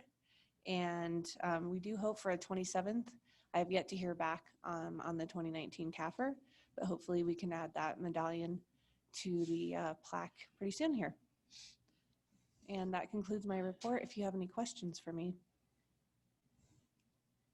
Thanks, Emily. I will want to just caveat on that, that what she says, that the budget has been updated with the numbers that she reflected in both. We modified the sales tax projections, the escalation factor on that because of what we're seeing right now. We want to hold a little bit steady, but right now you see that we have a 1.5% escalation factor in the sales tax for next year. And we've adjusted our projections for lodging taxes as a result of these changes. So all that's in the budget right now. Okay. The next thing I want to touch on before I get down to the mill levy certification, which everyone has in the back of their books, I want to touch on CVRF. You saw the press release that was sent out yesterday. I believe everyone should have seen it. I want to just touch on where we're at right now. We approved 25 applications on the day that we sent that press release out for a total of $178,718 in awards. That's broken down by 12 businesses for $129,000, nonprofit. There's 5 nonprofits for $45,000, and there were 8 resident applications for $4,000 for that total of $178,000. We still have approximately 19 incomplete applications that we're working with the applicants to fulfill their documentation requirements as a result of DOLA's requirements for this. And we're hoping to get them in as well. But I want to hit on the fact that we're still receiving applications, anyone out there in the public, until the 26th of October at the end of the day. And we have about $250,000 that we still want to award to these businesses, nonprofits, and residents if they can get it in. I've had our public information specialist has created a flyer. We're going to go out and get these flyers out to local businesses. I don't know if council wants to help out with that or not, but we'll have these flyers to kind of promote the CVRF fund so we can get those dollars to the businesses and nonprofits and residents so that we can achieve our goals for CVRF. And I also touch on the fact that we did our first reimbursement for the city, and that was for a total of $113,000. Almost 90% of that was tied to PPE and sanitation products for all the facilities. And we have a need because we have to supply the city in the future. We have a stockpile for residents and anybody that would need it in case we have another spike. So we have that with the city as well. Any questions about CVRF? So I was out a couple of days ago doing the walkabout and informing there's a lot of businesses who do not have that information. So I'd be happy to join in with whoever else. Yeah, I'll pick up some of the flyers too. Okay. Yeah, I'll have those. I can have the flyers ready tomorrow and get them to you. Actually, I'll email them to council, or we can print them here and you can pick them up if you'd like that. Yeah, Email- if you could Sure. print them here, Okay. pick them up. Thank you. Okay. Email them to council. My wife even was having some discussions with people on that matter, so I think that'd be very helpful. Perfect. We want to make one last push to get the information out because we have a short period of time to get these funds out. I Okay. noted that there was very few citizen requests. And at one point, we were in a confused state whether we're going to do that or not. But I know that you're accepting applications. I'm not sure all the citizens understand that so well. I don't know how we get that information out any better than they already have. But if anybody's listening out there, we have a citizen application that is valid to apply. And ultimately, it's about your economic or financial impact from COVID, what occurred to you during that time. Residents have up to $500 in terms of the award. So we had, like I said, we had 8 applications that we awarded, and there's 12 that are still incomplete in terms of documentation for residents. And we're working with them, reaching out to them to try to help them out. So we're trying to be as helpful as absolutely possible so that we can get it done. Okay. Are 12 of, sorry, go ahead. I'm sorry. Are the 12 of the 19 that are incomplete, or are there 19 for business as well? There's a total of 19 incomplete overall. There's 12 resident applications of those 19. And that means 7 total are either, actually I can tell you, 1 is a nonprofit, 6 are businesses. Okay. So, okay. I do not have the mill levy pages on mine. Don't. We know why that is because I had a special. It should be the very last page in your book. Jason, did It's you get that? because of I did a special thing. Okay. It's in the front in now? the front. Okay. Oh, never mind. I have. He should have a copy. Okay. Before I do that, though, I want to do something really quick here.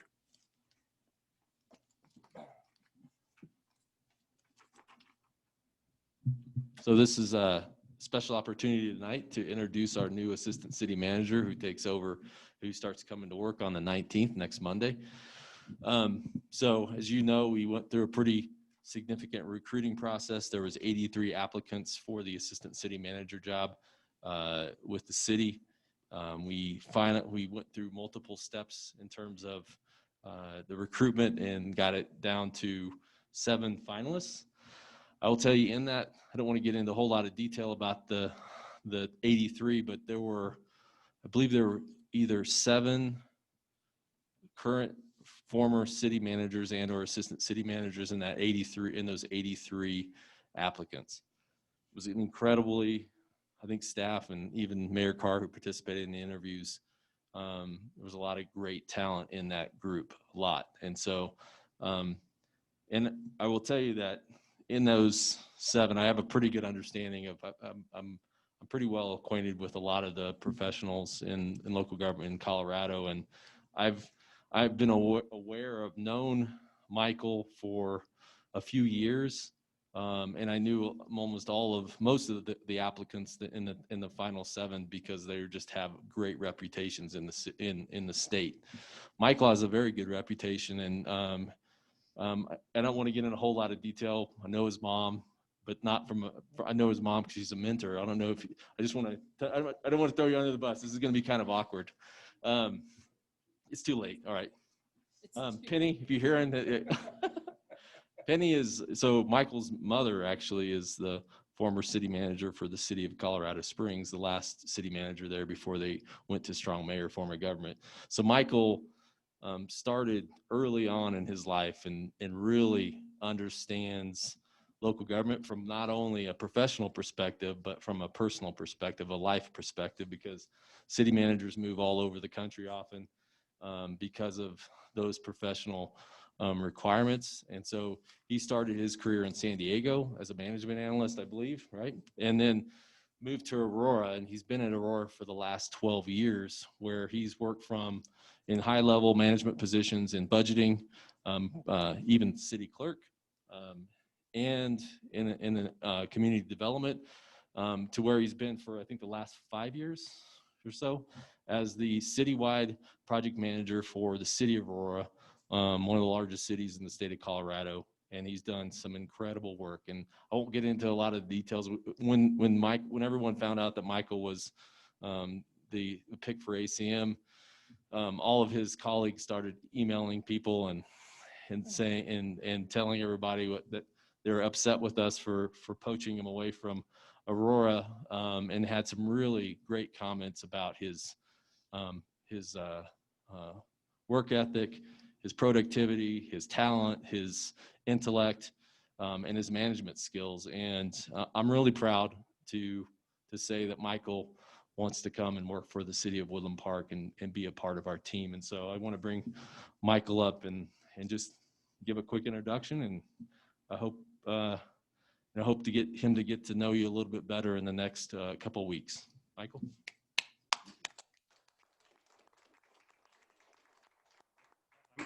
Glad I have the mask on so I can hide me blushing and underneath all of that. So thank you, Darren. That's far greater than an introduction than I deserve, certainly, but I appreciate it. And for folks who don't know what I look like, this is what I look like. I just want to take a moment and express my appreciation to Darren, to the fine staff. I had the privilege of meeting with your amazing director team about a month ago, and you have a truly wonderful staff, and I appreciate the opportunity to join them. I'm excited for the opportunity to join with each of you, work here, and hear more about what you like to see from the city, from myself, and how I can help you bring that to fruition. My family and I are very excited to be here. We do plan on locating here in Woodland Park personally within the city limits. And we do plan to be available for you, for the residents, and so on. So part of what I hope to accomplish in my time here is building bridges with the residents here and the businesses. I do place a high value on community engagement and connecting with folks and hearing, truly listening is a big part of communication. I'd like to do that, put a heavy emphasis on that. So thank you for having me. It's a true privilege to be here, and I will start work officially next Monday. Thank you. Welcome. Thank you, sir.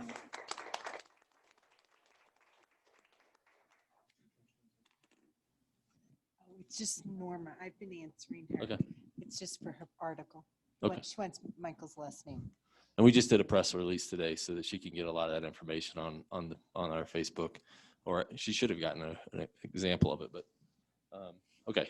Anyway, so I'm going to go to the. 4 minutes, Darren. Got 4 minutes. Should I get my clock out? So let me talk about the certification. This may take this may take 5 minutes. Oh, Rick, come on. Sorry. It's really quick. It's in the back of your books. This will be part of there'll be an ordinance to approve the certification at some point during the end of the budget season. What's that? Yeah, at the end of the year. But so you have it right here in front of you. If you look at the sheets that I gave you, the second sheet has, I put a calculation in there so you can kind of see where we are in terms of last year. This isn't a reevaluation year, so you have just new construction as a result of this in here. And there was actually some changes in existing commercial structures that became nonprofit that actually reduced what we believe would have been a larger amount for this year. But if you look at this, you see the total current net total tax assessed valuation at 120 or yeah. So what yeah. 123 million. Where is that? Sorry. 124,343,718. And that is a small increase from last year. In total, if you put the mill levy against that, that's about a $16,733 increase from the previous year. It's not a large increase from last year's budget. So We're not in reassessment year, that's why. correct. Yeah. So like I said, there was a lot of significant construction that occurred in this last year, but there was the Sturman's property converted from commercial to nonprofit, which had an impact on mitigating that increase. Any questions about the mill levy certification? Give you just 2 more minutes for those questions. Suzanne's sweating over here. I have I know none. what he's doing. He's doing it on purpose. I have none, but Constable, any comments or questions? This is good information. This is the assessment we were waiting for. Yeah, and I'll make it really quick so we get it done before 9 o'clock.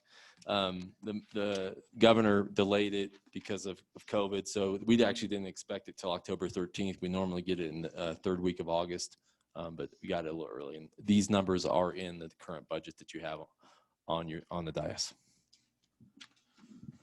I have no questions. Okay. Subject to your questions, that's all I have, Mayor. Thank you. Looks to me like we have no other further questions. We will go into the next part of our meeting, which is executive session. I don't have a script in front of me, but do you want me to read it? I'm Or, so sorry. or I have a script for you. It's on the bottom of your agenda.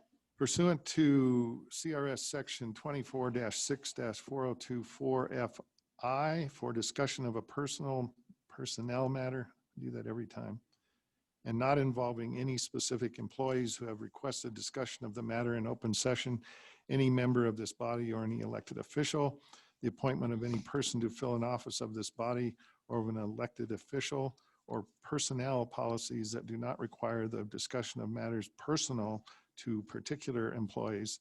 And the following additional details are provided for identification purposes regarding the city manager's employment agreement. So we will adjourn at 9 o'clock. Let's give us till at least 10 or after, so we'll adjourn upstairs. Mayor Carr, we need a motion and a second and a vote. Yeah, I was I'll just make gonna, a motion pursuant to Mr. Mayor's lovely reading of the motion of the executive session. I'm not going to reread. my question was, where are we going to meet? Here or upstairs? It would be upstairs, Your Okay, Honor. thank you. I second the motion. Thank you. Suzanne? Pav? Yes. Zulawaga? Y-E-S. Carr, Yes. Case, Yes. Labar, Yes. Neil. Yes. Thank you. Motion carries unanimously. And please note the time is 9 PM exactly. Thank you. That statement made only for, that statement made for official purposes only.